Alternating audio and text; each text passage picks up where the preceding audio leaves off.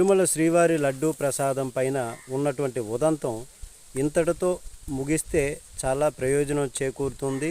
లేదంటే ఇంకా దీనిపైన ప్రయోజనం ఉంది అని దీన్ని ఇంకా కొనసాగిస్తాము అనుకుంటే ప్రజలు అన్నీ కూడా తెలిసినటువంటి విషయము, అన్నీ గమనిస్తున్నటువంటి విషయం.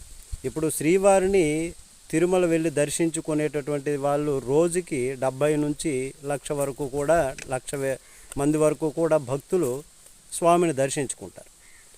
గతంలో ఒక 2-3 లడ్డూలు ఇచ్చేటప్పుడు ఏదో చిన్న ముక్క లడ్డు ప్రసాదంగా పెట్టేటటువంటి వాళ్ళు, కానీ ఇప్పుడు ఒక లడ్డూనే ఇస్తున్నటువంటిది. ఇంకా 5, 10, 15, 20, 25 లడ్డూలు కూడా శ్రీవారి ప్రసాదాన్ని కొనుక్కొని తీసుకువెళ్ళి కుటుంబంలో ఉన్నటువంటి వాళ్ళకు, రక్త సంబంధీకులకు, ఇతర బంధువులకు, ఇరుగింటి వాళ్ళకి, పొరుగింటి వాళ్ళకి, ఎదురింటి వాళ్ళకి ఇట్లాగా ప్రసాదాన్ని పెంచి పెట్టడం, భక్తులు విశ్వాసంతో శ్రీవారి ఆ ప్రసాదాన్ని బాగా టేస్ట్గా ఉన్నటువంటి ఆ ప్రసాదాన్ని సేవిస్తూ ఉంటారు.